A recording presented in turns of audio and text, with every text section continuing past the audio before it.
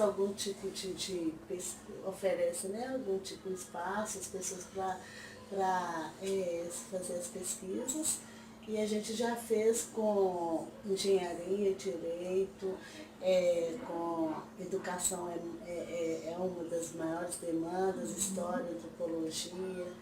Então, assim, já tem um hábito, a comunidade já tem um hábito mesmo de estar com essas, na verdade, com esse trabalho, né, esse complemento com a formação acadêmica. Hoje a gente tem aqui no Manzo o pessoal do Arquitetos Sem Fronteiras, que é uma parceria que a gente fez, porque o Manzo está passando por um processo de reforma, e aí nesse processo foi solicitado que a gente apresentasse um projeto arquitetônico para que o próprio Estado pudesse enviar o recurso para que se fizesse a reforma. E aí foi até novidade, porque a gente começou a se pensar numa área que a gente nem nunca imaginou que era esse tipo de auxílio, né? Porque a gente sempre projetou nossas próprias casas, a forma como que a gente se entende e como se forma a família. Então a gente nunca pensou numa questão, assim, no processo de um projeto arquitetônico para se construir uma casa, para se abrigar famílias. E aí, a partir daí, dessa procura nossa, dessa demanda nossa, a gente começou também, aí a própria arquitetura começou também a acessar o nosso território, a nossa forma mesmo de construir. E aí a partir daí a gente criou um jogo, foi super interessante, porque os próprios alunos viram a necessidade de compreender o território, para além de um projeto arquitetônico, de uma construção urbana, eles entenderem o porquê dessa construção tão desorganizada, mas que para a gente é uma forma bem organizada mesmo de moradia. Na verdade, o Manso, ele foi fundado em 1970, na década de 70 mesmo. Minha mãe, ela veio de Ouro Preto, ela veio de uma área bem, ela veio de uma área bem significante, até pela história de resistência que ela traz com ela. Ela nasceu lá no meio das queimadas, a minha avó foi mineradora, trabalhou na mina, e a partir daí, quando surgiu a capital, começou a aparecer oportunidades de emprego. E elas, para além de mineradora, minha avó passava-se roupa e ela engomava roupas. Então, com a chegada com a vinda da guarda, né, da Polícia Militar, do quartel, primeiro quartel de batalhão aqui em Santa Efigênia, começou a surgir oportunidades para essas pessoas que lavavam e engomavam muito bem por causa das fábricas, né? Então a minha avó trouxe os filhos com uma oportunidade de emprego, e aí ela foi morar no bairro Paraíso, que é aqui próximo.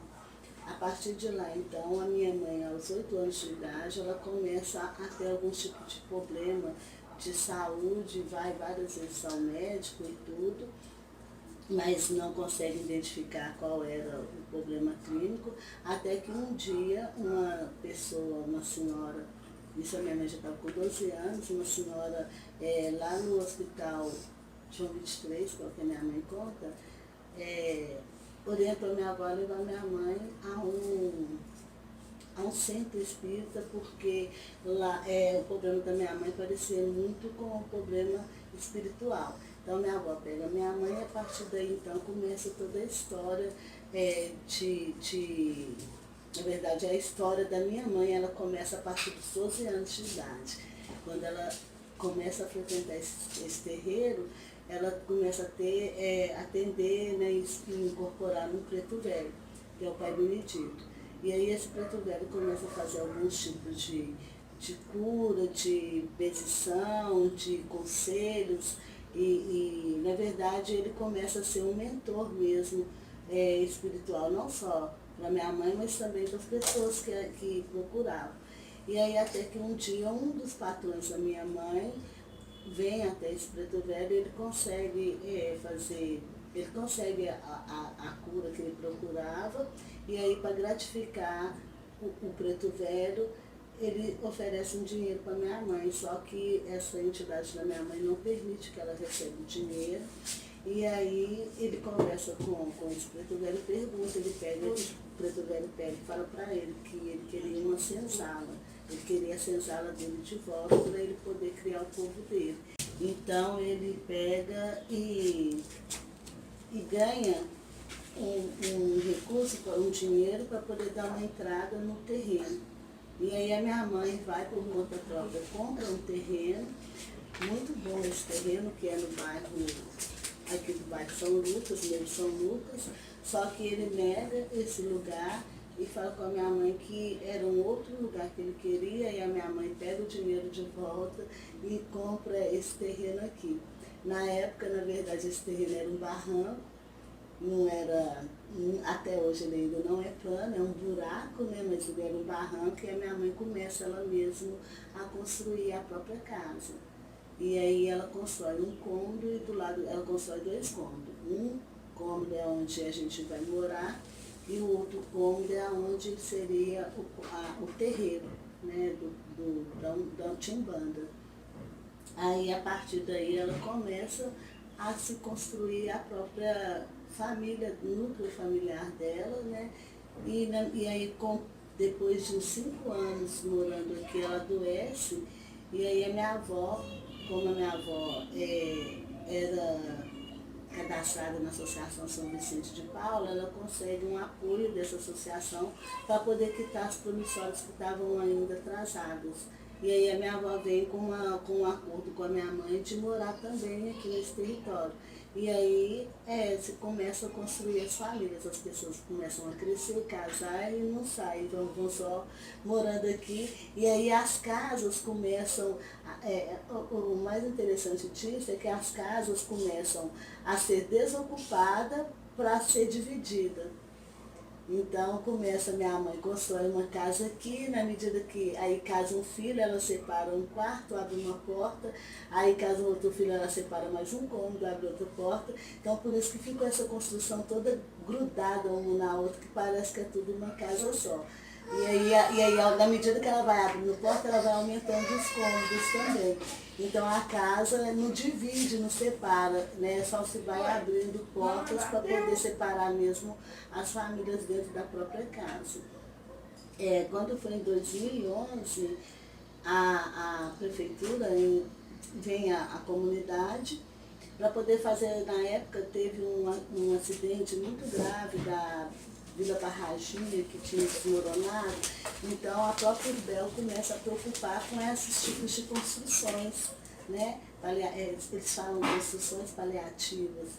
E aí eles começam a fiscalizar em contra, porque quando você olha de longe, você vê que isso aqui é uma casa só, mas é um monte de pedaços de parede. E aí isso chama a atenção dos engenheiros, eles começam a vir aqui para poder fazer vistoria. E nenhuma dessas vistorias, eles começam a orientar a comunidade a demolir alguns cômodos, porque eles alegam que isso estava abalando o terreno e que poderia tudo desabar.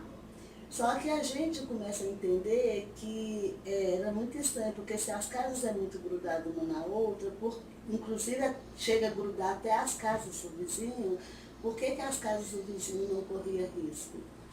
E aí com isso a gente começa a resistir a não sair, até que um dia a própria Defesa Civil vem aqui e obriga todo mundo a sair das casas e com o abrigo público, alegando que havia risco de desabamento. Só que a gente também começa a entender que os vizinhos não foram alertados, que se cai uma janela, uma telha que se cai aqui, ela cai e afeta a casa do vizinho.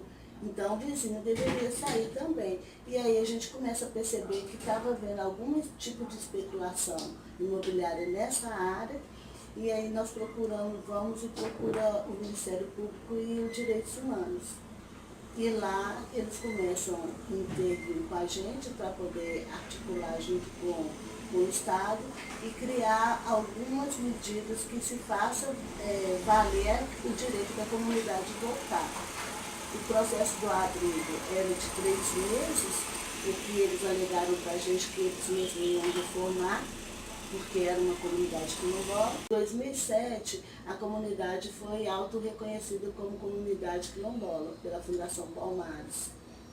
E o governo do município ele não tinha conhecimento nem política para povos quilombolas, mesmo tendo aqui já 2 quilombos, que é Mangueiras e Luíses, né? Inclusive Luíses ele vem antes mesmo da própria construção da capital, já existia essa comunidade aqui no local. E aí a gente começa a construir, junto com o governo do município, políticas que se faça reconhecer o território. E não só o território, mas também a forma de vida desses povos. E aí agora, desde 2006, que a gente está nessa articulação com o poder público para que se faça mesmo reconhecer a forma de vida desses povos e o modo de viver deles. E aí a gente agora, em 2017, o manso foi reconhecido como patrimônio material da cidade, que é uma forma também de proteção do território e na verdade, de medidas, né, que a gente fala, para que se faça políticas públicas dentro desse território. Antes de ontem, a gente foi incluído dentro do programa que é as EIs, né, que é as Zonas de Interesses Sociais, e aí também que é uma outra forma também do município, do estado reconhecer e se fazer políticas públicas dentro desse território. Para que se faça valer o estatuto, né, que existe o Estatuto Brasil, quer dizer, existe um programa Brasil Quilombola, mas que não consegue incluir os quilombos em contextos urbanos. Esse programa, ele protege e ele, na verdade, além dele proteger, ele investe em políticas públicas com mais facilidade para as áreas rurais, onde também os conflitos lá são diferentes dos nossos aqui. Por exemplo, o conflito das zonas rurais, né, dos quilombos rurais, é mais com os proprietários de fazenda, os donos da terra. Já no contexto urbano, os conflitos é muito mais com empreendedores, né, imobiliária, com o próprio governo, porque ele não reconhece o território como um território de tradição, ele quer urbanizar esse território, então isso cria-se um outro tipo de conflito que às vezes interfere num decreto, numa lei que o próprio Estado cria. Né? Igual, por exemplo, agora para a gente, por exemplo, para que o município consiga se reconhecer que somos um grupo, um povo, a gente tem que ter incluído dentro daquele programa que é mais em vilas e favelas, que é as EIs. Né? E aí sim consegue-se implementar as políticas e o programa Brasil Quilombola dentro dessas políticas, que são políticas sociais, de controle social. Isso é um modo mesmo de vida. A gente acha até estranho, muito estranho quando tem que bater no portão de alguém aqui. A minha mãe fica nervosa quando ela vai entrar na casa de alguém e o portão está fechado. Então, assim, a gente tem uma boa relação com a vizinhança, super tranquila, né? E as casas aqui, por mais que elas sejam individuais, sempre tem um ponto de acesso de comunicação com as outras. Por exemplo, aqui tem a janela que a gente conversa com a minha cunhada, enquanto ela está lavando roupa, fazendo almoço, a gente está contando lá a história. Já a janela de cá, ela já dá para a janela do quarto do meu irmão. Então, ir para a cozinha também do meu irmão. Então, as casas aqui, a gente tem muito essa característica de criar um ponto de comunicação para que a gente não se sinta isolado. Isso eu não sei porquê, mas é uma necessidade que a gente encontra muito é uma sensação assim, de que a gente não está sozinho. Né? E que no momento por exemplo, de sufoco, a gente pode chamar pela janela que o outro consegue socorrer.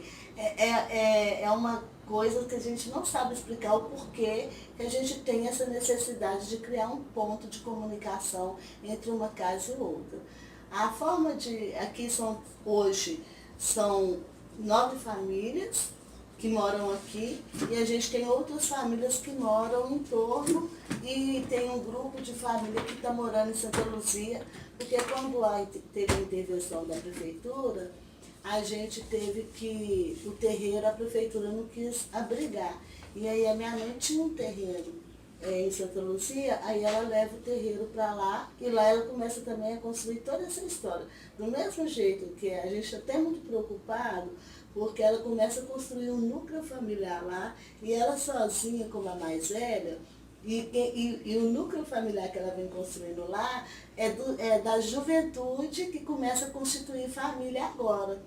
E aí ela fica sozinha, tendo que controlar todo aquele grupo lá. E às vezes a gente é muito longe, né? Muito distante. Aí às vezes ela liga e fala, pelo amor de Deus, vem aqui e tenta me ajudar com esses meninos aqui. E aí a gente tem que sair correndo para poder ir para lá, para poder tentar manter a mesma tradição que a gente mantém aqui, que é de um a cuidar do outro. Isso é o ponto principal. Eu sou responsável pelos que estão abaixo de mim, os que vieram depois de mim.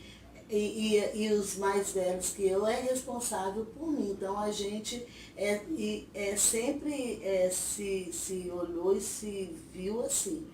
Então os mais novos, a gente que é mais velho, vai ensinando para eles aquilo que a gente aprendeu com os nossos mais velhos. E eles já vão crescendo também ensinando. Por exemplo, eu já não preocupo muito com os menorzinhos, porque tem uma fase de uma juventude que já está se tornando adulta, então elas agora que é responsável pelos pequenos.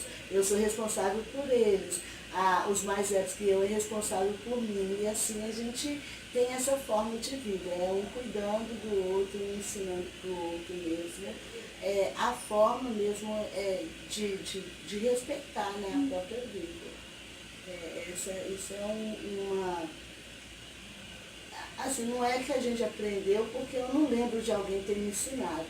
É simplesmente uma forma de viver mesmo aqui dentro da comunidade. A gente vai olhando o outro e vai copiando e reproduzindo. A gente tenta o máximo não ficar muito reproduzindo o que a forma da minha mãe ser.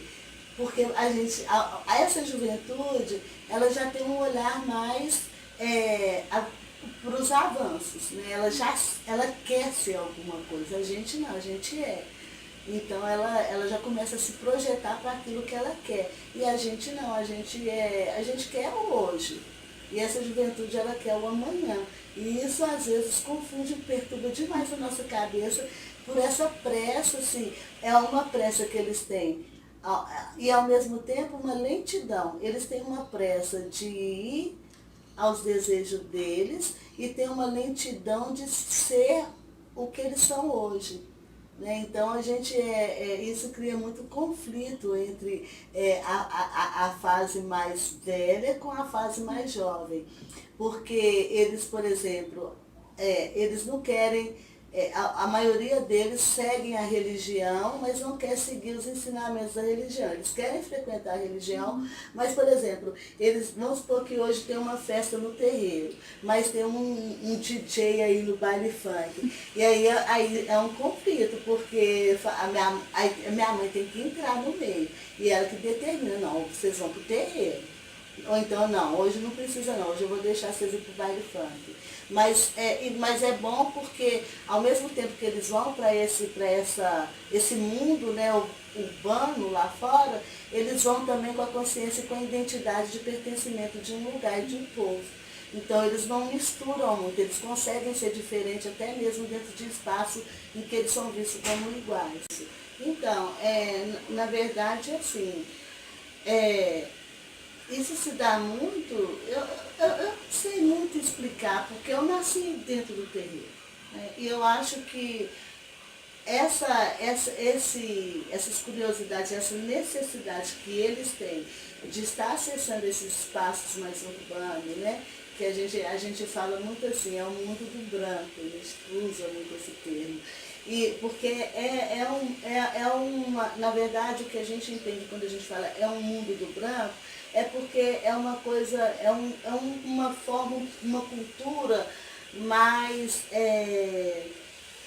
como que eu vou dizer para vocês? É uma cultura europeia mesmo. O Brasil é muito copiado nisso, né? A educação é um padrão europeu. A forma de reconhecer o outro é um processo muito europeu da Europa. Então, assim, e a gente, eu acho que talvez essa cultura, essa ancestralidade africana, ela nos põe o pé no chão e fala, olha, não é esse mundo que vocês pertencem. Vocês podem até ir acessar eles, mas a gente sabe a quem a gente pertence e o território ele fala muito isso, porque a gente se identifica muito com o território. Por exemplo, esse universo é apresentado para eles dentro da educação, porque eles começam a viver com pessoas de culturas diferentes. E aí eles começam a ter curiosidade, a juventude é curiosa, ela quer, e principalmente a juventude negra, além dela ser curiosa, ela é desafiadora. Então ela quer ir nesses espaços, mesmo que diga, olha, não é permitido para vocês. Ela cria mecanismos de acessar esses espaços. Tanto é que a gente vê a juventude negra espalhada em todos os lugares da cidade. E eu acho que a educação ela contribui muito com isso, para mostrar esse outro universo. Né? Mas aí o terreiro, ele tem essa missão de fazer algum barulho para que eles consigam escutar e voltar para essa zona de pertencimento, de identidade, de resistência. Porque a gente sabe também que por ser um país com conceitos muito europeus, existe o racismo e o preconceito, vem de toda essa cultura europeia, né? Então a gente sabe que eles já nascem sabendo que eles são negros, não precisa de ninguém falar isso para eles. E eles começam a identificar também e se fortalecer na própria identidade e até para poder conseguir resistir lá fora, por causa do que a gente mantém aqui, que é essas tradições, né? O respeito aos mais velhos. Aí eles saem lá fora, por exemplo, eles dizerem que os mais velhos não têm respeito algum, são jogados dentro de asilo, enquanto aqui são referências de aprendizado. Né? Eles, por exemplo, o emprego, eles sabem que o emprego que é acessível para eles é sempre terceirizado, então eles têm que mudar e desconstruir isso, por isso que eles querem acessar esses espaços que são mais limitados para eles. Eles sabem que eles estão em competição o tempo todo, então eles têm que ter um espírito jogador mesmo, ter estratégia para poder conseguir ocupar algum espaço. E assim, e o terreiro ele tem essa proposta, né, de criar estratégias de sobrevivência mesmo, de sobrevivência e de resistência. Então, eu acho que essa necessidade que eles têm, às vezes, de se manter forte, faz com que eles vão, mas que voltem para cá de novo. A capoeira, na verdade, ela veio com uma orientação mesmo do preto velho da minha mãe, porque quando a minha mãe chegou, nós tínhamos uma certa idade. Né? E aí nós fomos crescendo. Quando chegou na fase de juventude, a gente queria muito ir para a rua. E aí a minha mãe, para poder segurar a gente aqui, ela cria, aí o preto velho dela pega e orienta o meu irmão a ensinar capoeira. Porque ele aprendia muito a lidar com os instrumentos. Então, o preto velho fala com ele do berimbau, e ele já tinha visto o berimbau, porque o pai dele jogava muita capoeira, então o pai dele ensinou ele a tocar o berimbau, e aí ensinou ele também a capoeira. E o preto velho pega e fala, olha, se você sabe a capoeira, você sabe que você tem o dever de reproduzir o seu conhecimento. E me chamou e falou, se você sabe contar história, você sabe que você tem o dever de reproduzir o seu conhecimento. Porque é assim que a gente mantém a nossa história. Então a gente começou a fazer a capoeira e aí a gente estava numa fase, e por incrível que pareça, eu não sei se vocês têm observado isso, mas o povo negro é um povo muito feliz, com toda dificuldade, tudo que faz é festa. A gente reza dançando, cantando, a gente até na hora assim, até mesmo nos momentos tristes que a gente tem, a gente ainda faz com alegria. Quando morre um, então, a gente canta o tempo todo. Então, assim, a gente, com toda a dificuldade que a gente tem, a gente consegue ser feliz. Então, essa felicidade, eu acho que ela atrai muito as pessoas lá fora. E aí ela quer vivenciar isso. Né? E acaba a capoeira sendo uma porta e uma forma de dialogar com o outro. Tanto é que ela conseguiu atravessar o mundo. Né? Hoje ela está em todos os países. Então, com a capoeira a gente começou a tocar berimbau e tocar pandeiro, berimbau e tambor. Imagine isso, o vizinho ali escutando. Não, tem alguma coisa boa acontecendo ali, eu tenho que ir lá. E aí quando vinha, via o que a gente estava fazendo e via que eram jovens também, os jovens fugiam das casas porque os pais proibiam de vir aqui por causa do terreiro. Mas aí eles fugiam e vinham assim mesmo. E aí acabava que a gente fazia capoeira de manhã, de tarde, de noite, porque a gente queria fazer alguma coisa, não podia. Minha mãe não deixava ir para a rua. Justamente por causa do preconceito que as pessoas achavam assim, que a gente era negro, macumbeiro, filho de mãe solteira, a gente era a verdadeira aberração. Então eles não aceitavam a gente na rua.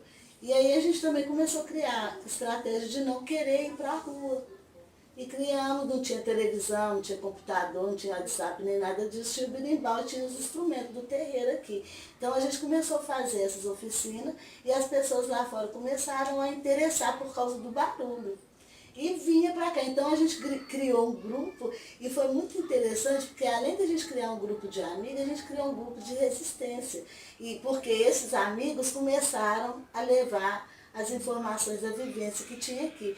Não, mas só tem que ir lá, só tem que ir lá na Danfigena, porque lá a gente toca tabaco, a gente toca pandeiro, a gente toca berimbau, lá eles dançam.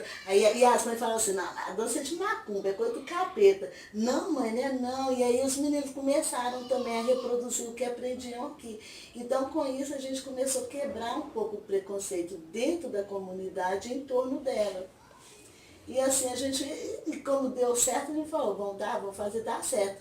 E um dia a gente começou a querer atrair as mulheres para cá, porque a gente via que estava tendo muita violência doméstica aqui em volta e tal.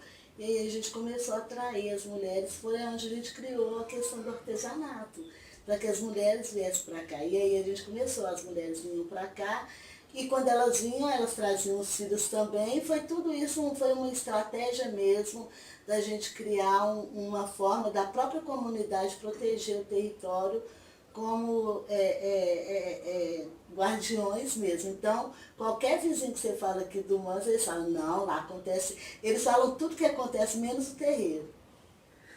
É impressionante. Eles esqueceram o terreiro e aí eles falam, não, é o pessoal da capoeira. Eles falam até o pessoal do terreiro, mas eles falam, é o pessoal do terreiro que faz capoeira, é o pessoal do terreiro que faz artesanato, o pessoal do terreiro que faz caminhada e que faz percussão. É sempre sempre eles incluem alguma atividade dentro do terreiro. A gente não consegue ver diferença daqueles que estão aqui dentro. Então, assim, todos é irmãos, todos é primo, todo mundo é tia, a minha mãe é vó de todo mundo, mas aí você fica meio perturbado, porque, por exemplo, você vê o meu marido chamando minha mãe de mãe, eu chamando minha mãe de mãe, todo mundo chama minha mãe de mãe. Aí é por fase, né? Eu falo que eu já estou chegando à fase